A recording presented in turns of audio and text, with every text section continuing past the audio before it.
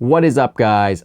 Kyle here, back with another video, and this one's pretty darn exciting. I've gotten myself a DJI Phantom 3 Professional. I bought this from the guys over at Heli Video Pros. They're an epic little local shop. They're very cool because they're both a store as well as a professional filming kind of for hire film crew. So they have a lot of knowledge about their drones. They've got some really cool professional level drones in their shop. One of the coolest things I saw when I was there was they had a Inspire 1 with a live video feed bolted onto the front of it. So it had a little tiny camera drilled to the front of it, which was the pilot's live view, and then they were able to use a second pilot with the app to actually control the camera. So instead of having to have both the pilot and the videographer looking through the same screen, and if the videographer wants to turn far to the right, the pilot actually has to deal with that camera view. No, with this setup, the pilot gets his own like nose forward, facing forward camera view, which means that he can always be oriented correctly for flying the craft, and then the videographer, whoever controlling the camera, has complete control to go wherever they want with a 360-degree camera. Very, very cool. There's a picture for that linked down in the video description, so check that out. It's awesome.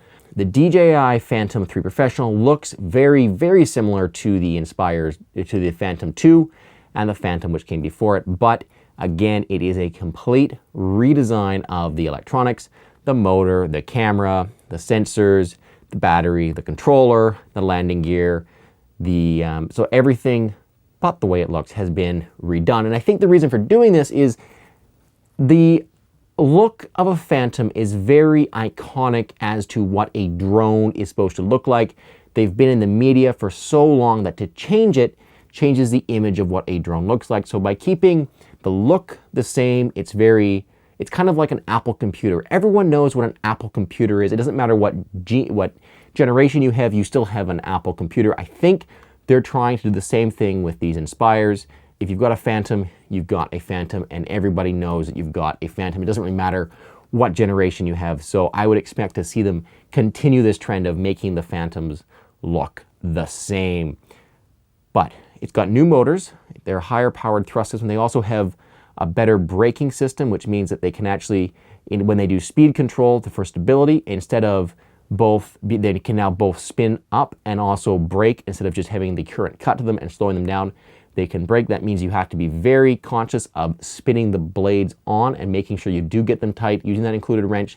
They are self-tightening blades, and the Phantom the Phantom goes through a spin-up process where it revs the motors very quickly to make sure the motors are locked, the propellers are locked on. But a good safety tip is always make sure you do lock these on with a wrench, because now that those the motors can actually lock and slow down automatically with regenerative braking, basically they short the wire out, so it creates resistance within the motor. That causes the momentum of the propellers can cause it to spin off when that happens, so make sure you lock those on. The battery has been upgraded to deal with that new flight system from a 11.1 volt battery to a 15.2 volt battery, so it's got a larger, more power, and with that comes a little bit more capacity. It does mean that the battery lasts longer, slightly longer. The motors do draw more power. The new flight system does draw more power. So they're now quoting 23 minutes. I don't think you're ever really going to get that. That's stable flight, not flying around. As soon as there's wind or you start to do any kind of aggressive flights, that battery time does go down, but you are definitely able to get more time than you were with the Phantoms 2. So I think about 3 or 4 minutes more I'm getting with this battery than with the Phantom 2's battery.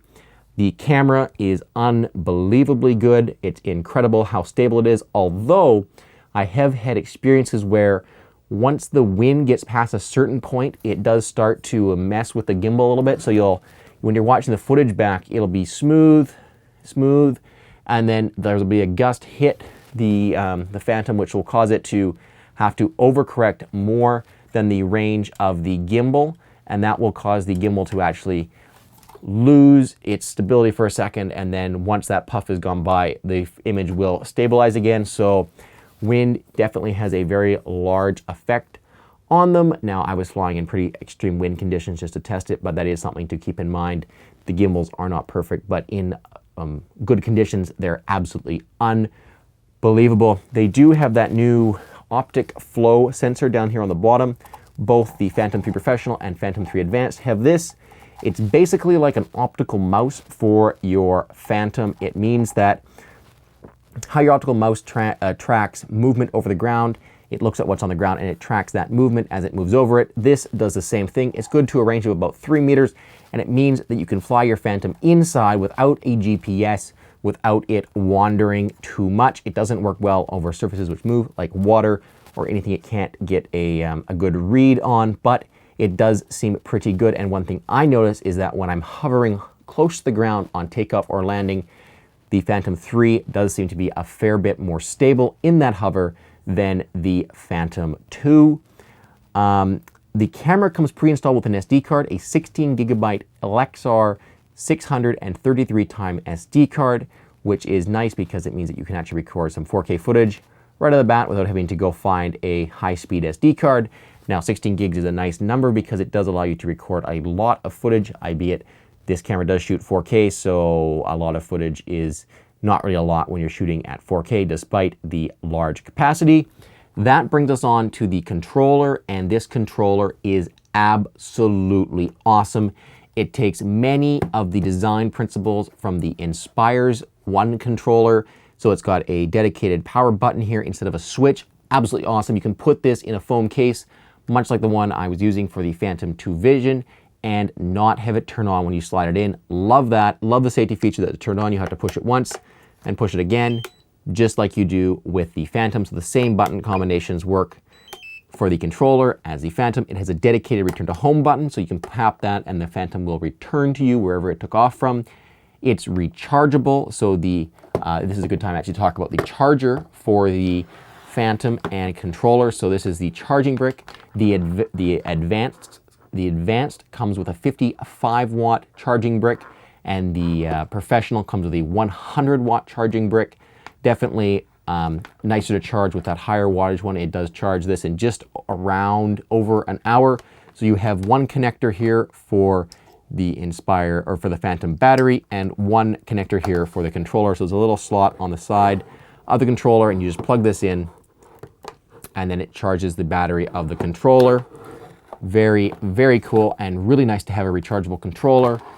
Changing the 6 batteries in the Phantom 2 Vision's controller was getting really annoying. I realized I think the Phantom 2 Plus's or Phantom 2 Vision Plus controller did not require batteries and was rechargeable, so that's cool. But if you're still like me with a Phantom 2, that is nice to see, and you don't have to replace all those batteries. But probably the best feature of this is the fact that all of the buttons for the camera controls have been remapped onto the top of the controller. So on the top here, you've got an exposure wheel, you've got a playback button, which I don't find myself using much, a shutter button for taking still images, the record stop-start button. So this little wheel here controls the pitch of the gimbal. You can bring it up and down to create some very, very cool panning movements when you're flying with it, and it is nice to have that right there on the controller and easily be able to access it. Definitely nicer than having to have it on the screen of the phone. On the controller, it's got a firmware update via the micro USB port up there, and then there's a full-size USB port, which is what actually transfers the video files to your phone. So no more need to connect to the Phantom app or to connect the Phantom app to the controller via Wi-Fi. It connects automatically through a micro USB cable, or if you're using an iPhone, then the iPhone cable, but you do have to supply your own iPhone cable. It only comes with a micro USB cable. You plug that in there and then into the phone, and you get a live preview of whatever's going on. And it's a really nice live preview. It is better than the live preview on a Phantom 2 Vision and the Vision Plus. This is a 720p 30 FPS sample video, and it is really, really nice to fly with. They've also made the cradle for the phone a lot more integrated. It's super nice because it folds up really thin against the controller, and when it's unfolded, it is designed for holding tablets. Now, I've tested it with a couple different tablets, a 10-inch, I guess the biggest tablet I tried with it was a 10-inch Samsung Tab S10 or whatever the Samsung 10-inch S tablet is. It doesn't fit. It's a tiny, tiny bit too big for this cradle, but anything smaller than that seems to fit just fine. There's also two little fold-out ports on the bottom here that you fold out if you're going to be using it with just a normal cell phone. The live preview on this is definitely awesome. It's absolutely amazing, and it does give you a lot more confidence when you're flying this at far distances. I've already feel way more confident flying this Phantom 3 further away from me than I did with the Phantom 2 Vision, because the live preview just seems to work. You get way more heads-up information in the app. You get a directional arrow, which points back to you. You get altitude, speed, speed over the ground, up and down altitude gain, speed of altitude gain or altitude loss, tons and tons of fully fledged features within the app. This brings us on to the conclusion, and from what I've seen, the Phantom 3 Professional is a pretty incredible piece of hardware. I was blown away by the video quality, the stability of it, and again, I talked about this in my first impressions with the Phantom 2. These things are really stable and they're pretty easy to fly. Really, if you're worried about getting into it because you're worried about it being difficult to fly, it's not. The technology and the sensors which go along with this and the flight controllers, it's gotten it to a level where basically I believe anyone could get into it and anyone could learn to fly them. So if that's what's holding you back, don't let it be what's holding you back. Get one if that's the only problem, is learning how to fly one and being scared of them being hard to fly, because they're not. And it just takes practice, and you're going to just enjoy learning how to do it, and you are going to get better, and you're going to be able to create some really cool shots with it. But more than that, I think this goes well for all flying camera platforms, all quadcopters, is that the footage you get with it is novel footage. It's very unique, it's very cool, it's something no one else has seen, but that's cool, and that's what it is. But it's a hard tool to implement into everyday life. So if you're a filmmaker and you're a creator and you want to use this to create edits, great. You have a purpose for it, and that's awesome. And this is kind of the difference between a quadcopter and a GoPro. A GoPro is something you can take with you on every adventure you go on and easily use it. You can quickly whip it out and get that shot you want and put it away, and it's easy to take with you. Well, these things are easy to set up, and they are easy to fly, and they're lightweight. They're still bulky, they're still fragile, they still have a warm-up time. You're not taking this off within it's going to be 5 minutes. It's going to take you at least 5 minutes to unpack it, put the propellers on, warm up the battery, go through the pre-flight checklist, calibrate the compass if you're in a new area.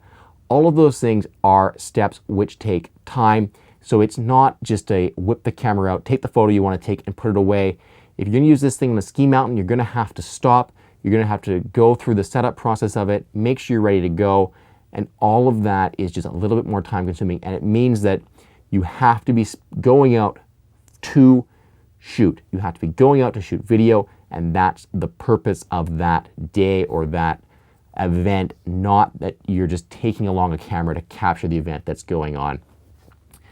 So that's where it comes down. I think these are very novel items.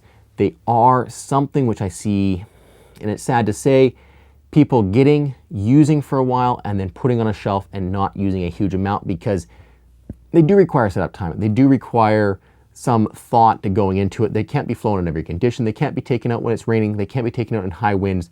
So they are more fragile and more situation dependent than something like a GoPro camera or any action camera or things like that. So they're incredible. They do incredible things. Used correctly, they can produce absolutely unbelievably good footage, but they are something which is a little bit more time consuming to set up and use. And until we have drones which you flow up in the air and just follow you, well, maybe we do have those coming. Even those will be a little bit more time consuming, but definitely a different step. This is creative power in the hands of a creator looking to get shots that they want to put into an edit, into a project. They have a purpose for doing it.